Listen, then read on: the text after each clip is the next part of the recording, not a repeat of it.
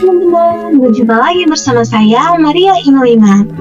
Di video tutorial kali ini, saya ingin mengajak teman-teman memflashback kembali beberapa tutorial yang telah saya buat dalam video-video sebelumnya. Tutorial yang saya buat kali ini ada 3, yaitu terdiri dari standard deviation, homogenitas, dan chi-square. Yuk simak tutorialnya. Untuk tutorial yang pertama yaitu tutorial standard deviation.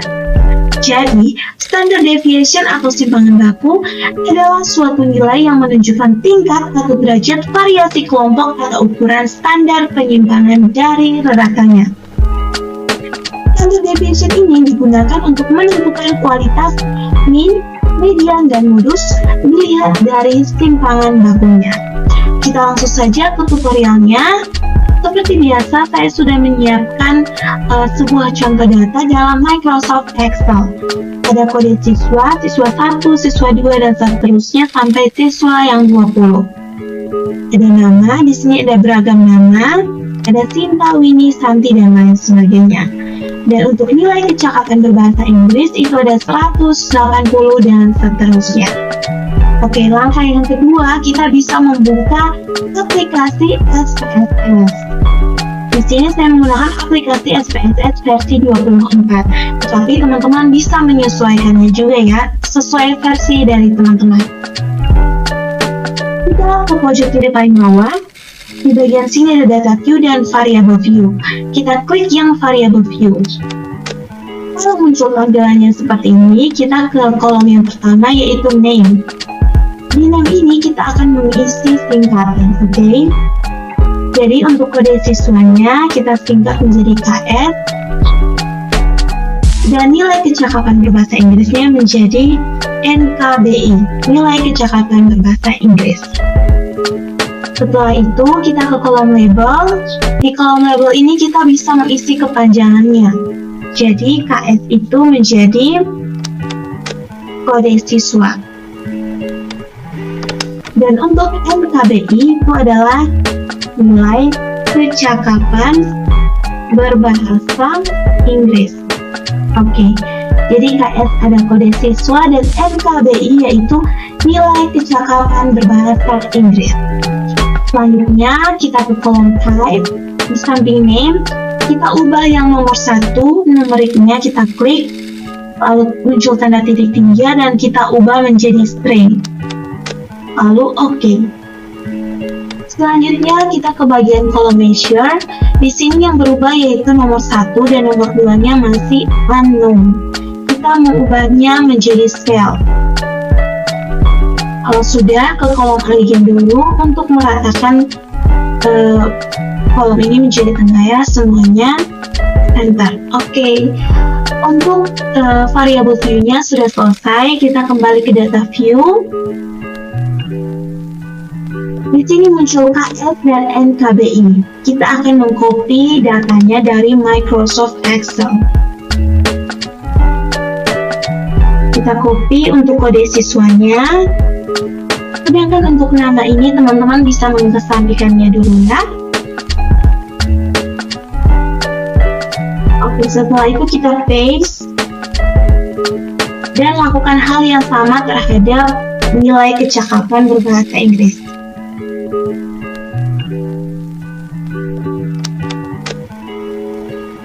Lalu kita paste. Kalau sudah, teman-teman ke bagian analis, pilih yang descriptive statistik, lalu yang frequency. Di sini akan muncul tampilannya begini ya teman-teman, seperti yang muncul di layar. Di sini kita akan mengubah salah satu dari kedua ini menjadi variables, dan yang akan kita ubah adalah nilai kecakapan berbahasa Inggris. Kita klik, lalu anak-anak ke arah variables, lalu kita pilih statistik. Di sini akan muncul tampilannya seperti ini. Teman-teman ke central tendency, mengklik yang bagian mean, median, dan mode. Kemudian jangan lupa yang akan kita tentukan adalah standard deviation-nya ya. Jadi jangan lupa untuk mengklik standard deviation. Lalu klik OK, continue, lalu OK. Dan tada, hasilnya sudah muncul ya teman-teman. Di sini nilai kecakapan berbahasa Inggris. Nilai validnya ada 20, missingnya 0, berarti tidak ada yang salah ya. Untuk minnya itu ada 86,45, untuk mediannya ada 89, dan modenya ada 89. Dan untuk standard deviation sendiri yaitu ada 9,86474. Oke. Di sini akan muncul tampilan data nilainya seperti ini. Nilai kecakapan berbahasa Inggris. Valid 67, frekuensinya 2, persennya 10, valid persennya 10, dan kumulatif persennya 10. Nilai untuk 70 itu frekuensinya 1, persennya 5, valid persennya 5, kumulatif persennya 15. Valid 75, frekuensinya 1, persennya 5, valid persennya 5, kumulatif persennya 20. Valid 80, itu frekuensinya ada 1, persennya 5, valid persennya 5, dan kumulatif persennya 25.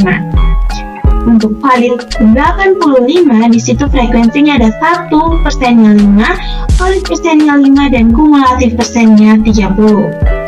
Valid 87, frekuensinya 1, persennya 5, valid persennya 5, kumulatif persennya 35. Valid 89, frekuensinya ada 6, persennya 30, valid persennya 30, dan kumulatif persennya 65. Untuk valid 90, frekuensinya ada 2, persennya ada 10, valid persennya 10, dan kumulatif persennya 75. Valid 92, frekuensinya ada 1, persennya 5, valid persennya 5, kumulatif persennya 80. Valid 95, frekuensinya ada 1, persennya ada 5, valid persennya 5, dan kumulatif persennya ada 85. Valid 97, frekuensinya ada 1, persennya 5, valid persennya 5, kumulatif persennya 90. Valid 100, itu frekuensinya ada 2, persennya ada 10, valid persennya 10, dan kumulatif persennya 100. Totalnya frekuensi ada 20, persen 100, dan valid persennya 100. Jadi seperti itu ya untuk standard deviation-nya. Lanjut untuk video tutorial yang kedua, yaitu video tutorial homogenitas. Oke, jadi homogenitas ini merupakan pengujian mengenai sama tidaknya variasi-variasi dua buah distribusi atau lebih. Jadi seperti yang kita ketahui, homo itu artinya sama ya. Jadi dalam homogenitas ini adalah uji untuk menentukan atau menemukan persamaan di dalam perbedaan. Jadi mempersatukan perbedaan yang ada ya teman-teman. Misalnya di dalam sebuah data, secara kasat mata pastinya berbeda, yaitu ada 70, 60, 50, 90, 85, dan lain-lain. Lalu dilakukan pengujian homogenitas agar dapat menentukan persamaannya. Dalam homogenitas ini berlaku sebuah hukum, yaitu jika signifikannya lebih besar dari 0,05 berarti dia homogen. Tetapi jika signifikannya lebih kecil dari 0,05 berarti dia tidak homogen. Oke, kita langsung saja. Ini saya sudah menyiapkan sebuah data dalam aplikasi Microsoft Excel ya teman-teman. Teman-teman bisa menyesuaikannya dengan data yang sudah teman-teman siapkan. Oke, kalau sudah di sini ada hasil belajar semester 2 matematika. Ada kelas matahari, kelas pelangi, kode matahari, dan kode pelangi. Kelas mataharinya ada nilai 88, 78, 90, dan seterusnya. Kelas pelangi ada 67, 89, 90, dan seterusnya. Untuk kodenya, kode kelas matahari itu ada 1, dan kode kelas pelangi ada 2.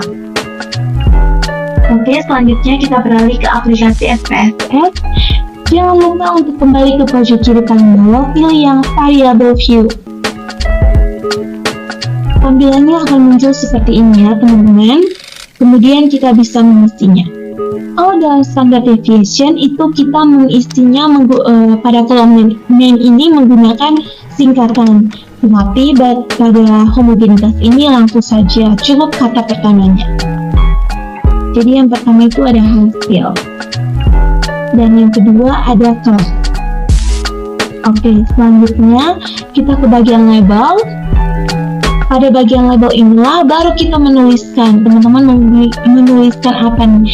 Kalau saya akan menuliskan sesuai dengan data saya. Jadi hasil pelajar semester 2 matematika. Oke, di sini ada hasil belajar semester 2 matematika. Dengan kelas ini kita bisa mengisi saja menjadi kelas siswa. Oke, kalau sudah kita ke bagian kolom values. Di bagian kolom values ini kita cukup mengisi yang nomor 2 yaitu kelas siswa. Kita klik, muncul tanda titik 3, kita klik, lalu kita bisa mengisi.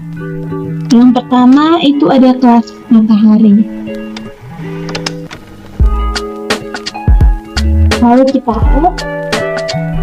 Dan yang kedua itu ada kelas pelangi.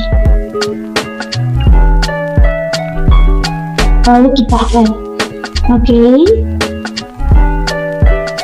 Sudah selesai untuk variabel view-nya. Kita akan beralih ke pojok kiri paling bawah untuk mengisi bagian data view-nya. Di sini akan muncul hasil dan kelas. Kemudian kita kembali ke Microsoft Excel untuk mengcopy datanya. Oh iya, perlu teman-teman ingat bahwa dalam homogenitas ini tidak diperlukan kolom yang terlalu banyak. Jadi cukup 2 kolom saja dengan nilainya. Untuk kelas matahari dan kelas pelanginya kita gabung secara berurutan. Ini 1-20 untuk kelas matahari. Dan yang berikut untuk kelas pelangi.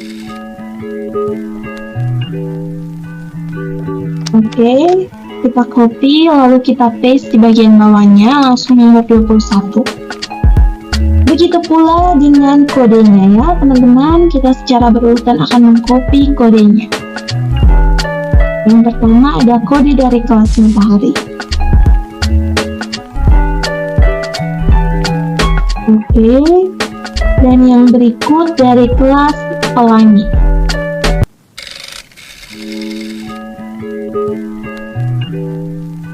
Oke, dari nomor 21 sampai 40 itu untuk kelas pelangi. Untuk kelas mataharinya 1-20 ya. Kalau sudah seperti ini kita ke bagian analis. Kita pilih yang conformance, lalu kita pilih one way ANOVA. Kalau sudah muncul tampilannya seperti ini, kita terlebih dahulu mengubah yang dependent list-nya. Dependent list itu berarti terikat ya, dependent itu sendiri. Jadi di sini kita akan mengubah dependent list-nya yaitu hasil belajar semester 2 matematika. Anak-anak ada dependent list dan yang kelas menjadi faktor. Kalau kita pilih option dan pilih yang homogeneity of variances test, karena kita akan menguji homogenitasnya. Kita klik OK, lalu continue. Dan sudah muncul hasilnya teman-teman untuk homogeneity of variances-nya. Jadi level statistiknya itu ada 0,366, DF1-nya ada 1, DF2-nya ada 38, dan signifikannya ada 0,549. Di depan titiknya ada 0 ya, jadi 0,549. Saya kembali ingatkan bahwa dalam homogenitas perilaku hukum yaitu jika signifikannya lebih besar dari 0,5 itu berarti dia homogen. Tapi jika signifikannya lebih kecil dari 0,5 berarti dia tidak homogen. So, sesuai data yang kita dapat, signifikannya itu 0,549. Berarti dia tidak homogen. Oke, selesai untuk tutorial yang kedua yaitu homogenitas. Di bawah kita ke tutorial yang terakhir yaitu tutorial chi-square test. Jadi, uji Chi-square ini digunakan untuk melakukan pengujian hipotesis terhadap proporsi relatif dari case yang dikelompokkan. Data yang sesuai yang digunakan pada analisis Chi-square adalah data dalam bentuk frekuensi, tidak dalam bentuk angka rasio atau skala, di mana data frekuensi tersebut merupakan hasil dari pengklasifikasian data yang berbentuk data nominal. Secara singkatnya, yang bisa teman-teman temani, Chi-square test ini untuk mengetahui hubungan variabel pada baris dan kolom. Seperti homogenitas, dalam Chi-square test ini juga berlaku sebuah hukum, yaitu jika asipsiknya lebih besar dari 0,05 berarti dia tidak ada hubungan yang signifikan. Tetapi jika asipsiknya lebih kecil dari 0,05 berarti dia ada hubungan yang signifikan. Oke, kita langsung saja. Di sini saya telah menyiapkan sebuah contoh data dalam aplikasi Microsoft Excel. Di sini ada hubungan jenis kelamin terhadap jenis olahraga yang digeluti. Ada nomor, jenis kelamin, kode, jenis olahraga yang digeluti, kode. Teman-teman bisa melihatnya secara ringkas pada catatan kode. Di situ ada jenis kelamin laki-laki 1, perempuan 2, jenis olahraganya skating 1, tinju 2, muay thai 3, dan volley 4. Selanjutnya kita beralih ke aplikasi SPSS. Seperti biasa, kita kembali ke pojok kiri paling bawah, klik yang variable view. Lalu kita pertama mengisi kolom name dulu dengan singkatan, oke? Jenis kelamin berarti JK, dan jenis olahraga yang digeluti kita singkat saja menjadi JO. Oke, lalu ke bagian label untuk menuliskan kepanjangannya. Jadi JK itu ada jenis kelamin dan JO itu jenis olahraga. Oke, JK jenis kelamin, JO jenis olahraga. Kemudian ke bagian kolom values untuk mengisi values-nya. Yang pertama itu ada laki-laki. Oke, kita add. Yang kedua itu ada perempuan. Kita add. Kalau sudah, kita klik OK. Dan yang berikut untuk nomor 2 jenis olahraga yang digeluti, itu ada yang pertama, ada ice skating.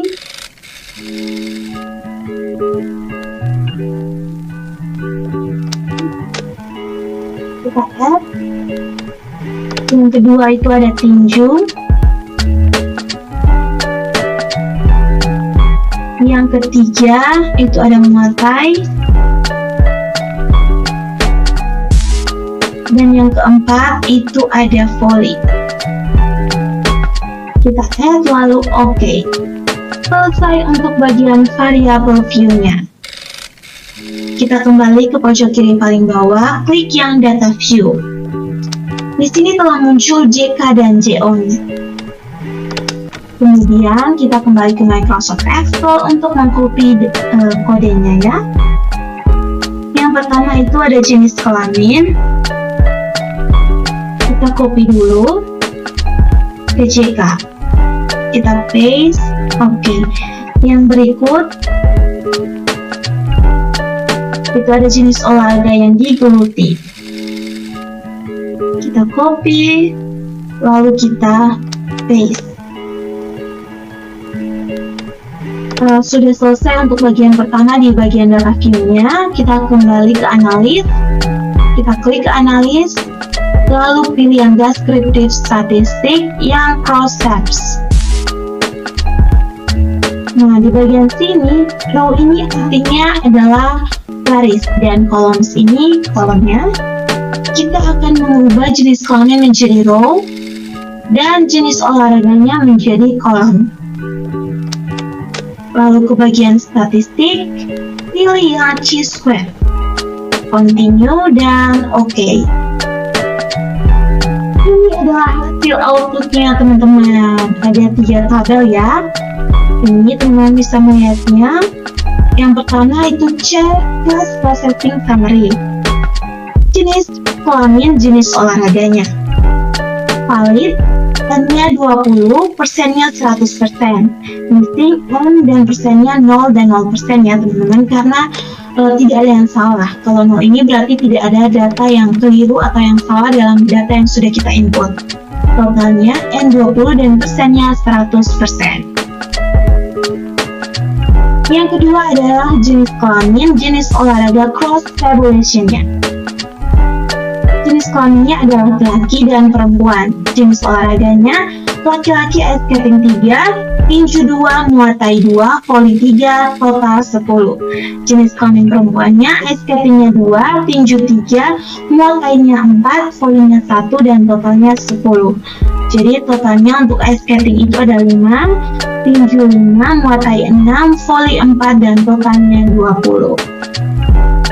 Sedangkan untuk pada cheese Pilates ini kita hanya perlu melihat pada bagian yang pertama, yaitu person cheese square-nya. Value-nya 2,067, DS-nya 3, dan hasil significance-nya itu di dekat sini ada 0 ya, jadi 0,559. Kembali saya ingatkan, hukum yang berlaku dalam cheese Pilates ini, jika asumsinya lebih besar dari 0,05 berarti dia tidak ada hubungan yang signifikan. Tetapi jika asumsinya lebih kecil dari 0,05 berarti dia ada hubungan yang signifikan. So, data yang kita peroleh ini hasilnya menunjukkan 0,559. Berarti dia lebih besar ya dari 0,05. Jadi dia tidak ada hubungan yang signifikan. Kesimpulannya, jenis kelamin dan juga jenis olahraga yang digeluti oleh seseorang tidak ditentukan oleh jenis kelaminnya. Jadi baik laki-laki maupun perempuan bisa menggeluti masing-masing dari jenis olahraga yang sudah saya tulis, yaitu ada ice skating, tinju, muay thai, dan voli. Oke teman-teman, sekian tutorial hari ini.